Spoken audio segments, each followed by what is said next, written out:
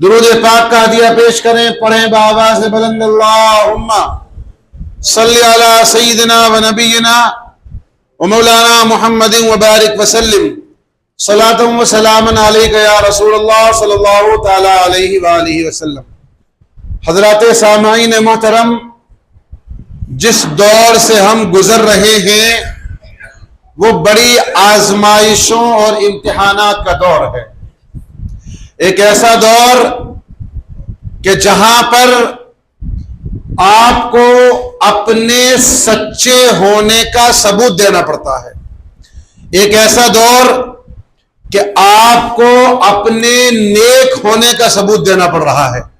एक ऐसा दौर कि जहां आपको इस बात का सबूत दिखाना पड़ रहा है कि हम सही हैं, वरना आप कितने सही हैं, कितने अच्छे हैं, कितने सच्चे हैं, कोई तस्लीम करने को राजी नहीं है। जिसे देखो वो आपको झूठा साबित करने पे तुला हुआ है, जिसे देखो वो आपको गलत साबित करने पे लगा हुआ है, और फिर उस गलत को अलल ऐलान दुनिया के सामने दिखाया जा रहा है। आप भले ही अपनी तारीख के बारे में बताते रहें, लोगों को उनका अपना इतिहास बताते रहें, आप उन्हें समझाने की कोशिश करते रहें कि आप जैसा सोच रहे हो हम वैसे नहीं हैं, मगर कोई मानने को तैयार नहीं है। ऐसे में हमारी और आपकी जिम्मेदारी क्या है? क्या हम हर किसी के सामने अपने सही होने का सर्टिफिकेट लेकर घूमते फिरें? क्या हम सबके सामने अपने आप को सच्चा साबित करते फिरें जो हमसे नहीं हो पाएगा? फिर क्या करें हम? बस हम इतना करें कि अगर हम सही हैं तो हम उस सही के ऊपर कायम रहें। किसी के डराने से, किसी के बहकाने से, किसी के वरगलाने से उस सही रास्ते को छोड़कर गलत रास्ते की तरफ ना जाएं। आपको अंदाजा नहीं है, आज दुनिया चाह रही है, आपको इसीलिए झूठा कहा जा रहा है, आपको इसीलिए गलत कहा जा रहा है, आपको इसीलिए आपकी नियतों के ऊपर, आपके किरदार के ऊपर शक किया जा रहा है, ताकि आप जिस रास्ते पर हैं उस रास्ते से भटक जाएं। और याद रखो, तुम्हारी और हमारी बका इसी में है कि हम इसी सच्चे रास्ते के ऊपर लगे रहें। जब तक हम लगे रहेंगे, भले ही कोई माने या ना माने, हमारे दिल को यकीन होना चाहिए कि हमारा रास्ता सच्चा है। हमें पता होना चाहिए कि दुनिया जो कह रही है ऐसे हम नहीं हैं। ये जो मैंने तमहीदी अल्फाज आपके सामने इस्तेमाल करे, आप में सारे लोग समझ गए कि मुझे अगली बात क्या कहनी है। आज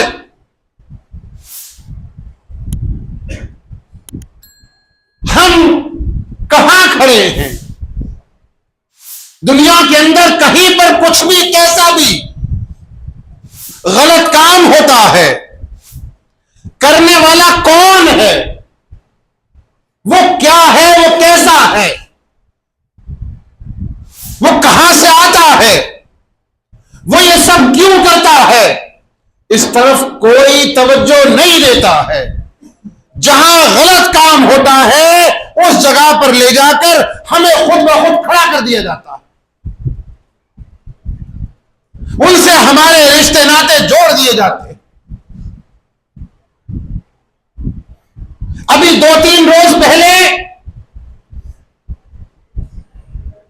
वो मुकद्दस जगह जिसके बारे में कहा गया था कि अगर जमीन पर कोई जगह जन्नत है तो वादी कश्मीर है, जिसकी खूबसूरती,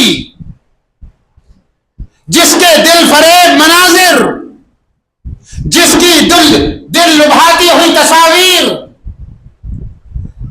जिसकी ठंडी ठंडी हवाएं और फिजाएं जो हमारे दिलों के अंदर ये ख्वाहिशात भी पैदा करती है, कभी कोई ऐसा मौका हमें भी मिल जाए कि हम भी वादी कश्मीर घूम आए, हम भी उन कुदरती हवा और फिजाओं का लुत्फ और मजा महसूस कर सके। वो जगह जिसे जमीन की जन्नत कहा गया, कुछ नापाक लोगों ने एक अरसे दराज से उस जन्नती जमीन को बदनाम करने के लिए उस जन्नत जैसी जगह को पूरी तरह से लहूलुहान करके छोड़ दिया। पिछले कुछ अरसे से यह सिलसिला रुका हुआ था और यह महसूस होने लगता था कि वाकई फिर से वो जगह अपनी तारीख के लिए याद की जाने लगेगी। लेकिन लोगों को, जिन लोगों का मकसद दुनिया की शांति को, दुनिया के अमन को, उसकी उखुव्वत को, उसके भाईचारे को, उसके प्यार को बदनाम करने के लिए, उसे खत्म करने के लिए जिन लोगों ने अपना मकसद बना रखा है, वो हम वक्त इस मकसद को पूरा करने की कोशिश में लगे रहते हैं। और यही हुआ 2-4 रोज पहले कि उसी कश्मीर के जो सबसे खूबसूरत मनाजिर हैं, उन्हीं में से एक जगह पहलगाम भी है। घूमने फिरने वाले लोग जो अपनी फैमिलियों के साथ, अपने यार दोस्तों के साथ इस मकसद के साथ निकले कि आखिर हम भी तो देख कर आए कि वहां की क्या खूबसूरती है। दुनिया के अमन को छीनने वाले लोग ऐसे मौकों की तलाश में हमेशा रहे और उन्हें फिर से एक बार मौका मिल गया, उन्होंने अपना मकसद पूरा किया और उन लोगों को जिस बेरहमी के साथ कत्ल कर दिया। अब यहां तक जो हुआ, कोई भी दुनिया के अंदर जो अपने आप को इंसान कहता है, वो इस हमले को, वो इस दहशतगर्दाना वारदात को किसी भी एतबार से जायज नहीं कह सकता।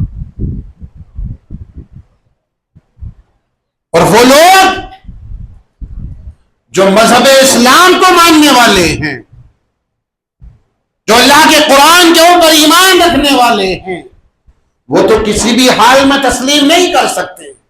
इसलिए कि अल्लाह का कुरान कहता है, मन क़तल नफ्सन बिग़ैरि नफ्सिन औ फसादिन फिल अर्द फ़कअन्नमा क़तल अन्नास जमीआ।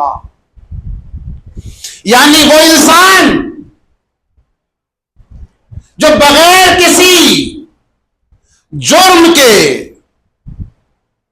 बगैर किसी खता के किसी एक जान को ले लेगा, यानी एक नफ्स को मार देगा। अल्लाह ने लफ्ज़ नफ्स फरमाया है और इस नफ्स के अंदर सिर्फ मुसलमान नहीं आते, सिर्फ कलमा पढ़ने वाले नहीं आते हैं, सिर्फ नमाज पढ़ने वाले नहीं आते हैं, बल्कि हर वो इंसान जो जिंदा है वो नफ्स में आया करता है। और तो और मुफस्सिरीन ने तो नफ्स से मुराद यहां तक लिया है कि इंसान ही नहीं बल्कि जो दीगर मखलूकात भी हैं ना, जानवर, चरिंद परिंद, मच्छर मक्खी, ये भी नफ्स में आते हैं, ये भी अल्लाह की मखलूकात में आते हैं बगैर किसी वजह के। अगर इन्हें भी कत्ल किया जाता है, इन्हें भी मारा जाता है, तो अल्लाह इरशाद फरमाता है कि वो पूरी इंसानियत को कत्ल करने वाला हुआ करता है।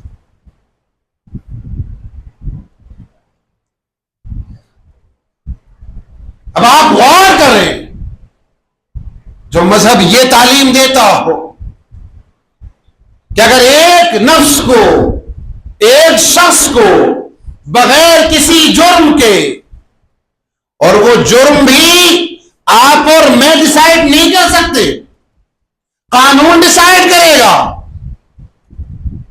कानून फैसला करेगा कि इसे सजा दी जाएगी मौत की या दूसरी सजा से इसका काम हो जाएगा। ये काम भी कानून का है, मेरा और आपका नहीं है।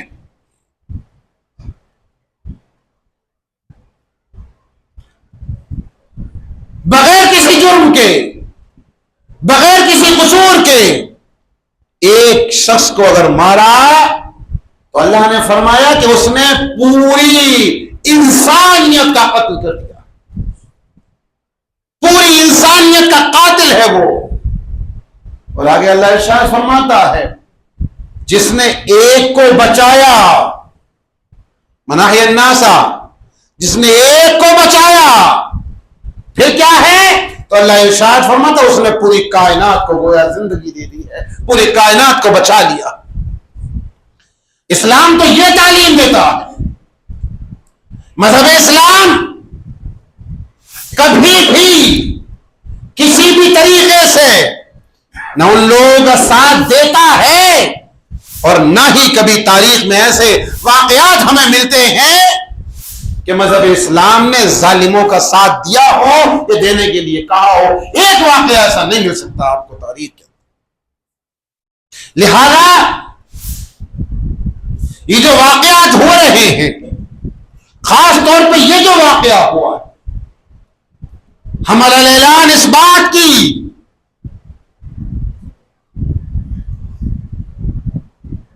आपके सामने वजाहत करते हैं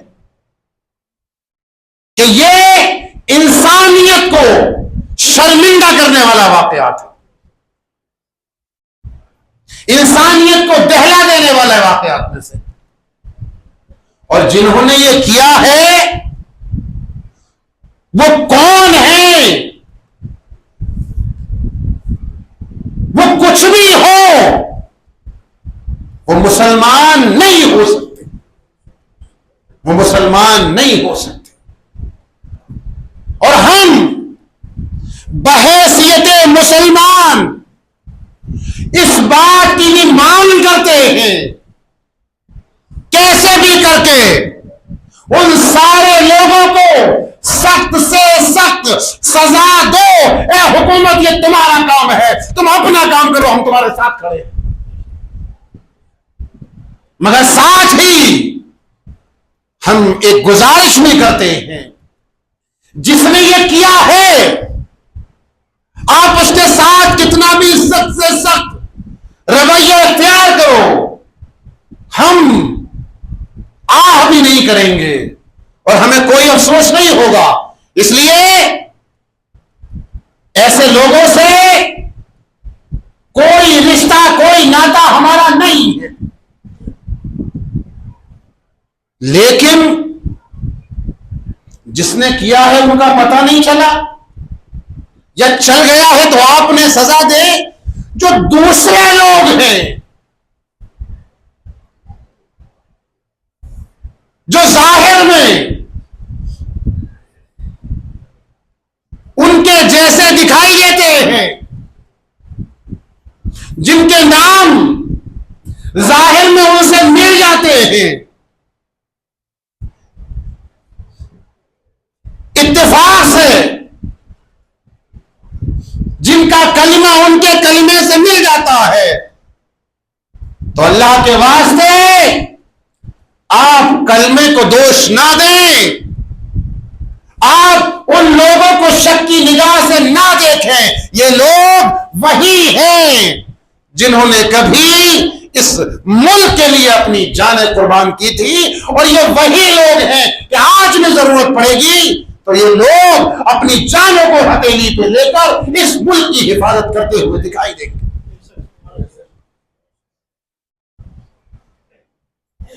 हुकूमत से एक दरखास्त और करते हैं,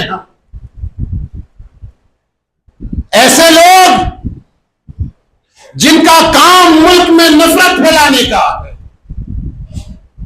जो हर वक्त मुल्क के अंदर नफरती माहौल को जन्म देने की कोशिश करते हैं, ऐसे लोगों के ऊपर भी सख्ती करें ताकि मुल्क के अंदर चैन सुकून रह सके, भाईचारा और अमन रह सके।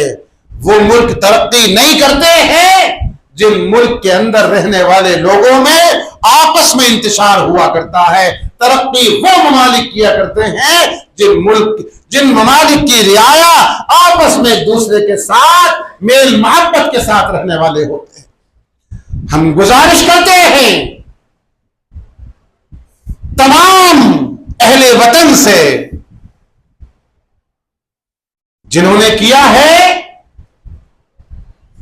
उनके साथ जो होना है वो आप करें, लेकिन जिन्होंने नहीं किया है उन्हें क्यों बदनाम कर रहे हैं? जिनका कोई ताल्लुक नहीं है इस चीज से, आप उन्हें क्यों सड़कों पर रोक कर रास्तों में उन्हें परेशान कर रहे हो? उनका क्या कसूर है? जो करने वाले हैं उन्हें आप जो चाहे सजा दें। और साथ ही साथ हम अपने लोगों से भी गुजारिश करते हैं हर वक्त अपने आप को, आप मुसलमान कहते हो, अपने आप को ईमान वाला कहते हो, आप इस ईमान की, इस इस्लाम की जो सही तालीम और तरबियत है उसे हासिल करने की कोशिश करो। जो इस्लाम कहता है उसे अपनाने की कोशिश करो, जो ईमान कहता है उसे अपनाने की कोशिश करो। दुनिया क्या कह रही है उसे एक तरफ को रखो। जो मजहब इस्लाम ने आपको सीधा और सच्चा रास्ता दिया है उस रास्ते के ऊपर मजबूती से डटे रहो, यकीनन तुम कामयाब होगे। अल्लाह जल्ला शान हो अम्मा नवाल हो हमें और आपको सही माना में अमल की तौफीक अता फरमाए। अस्तगफिरुल्लाह रब्बी मिन कुल्लि ज़ंबिन।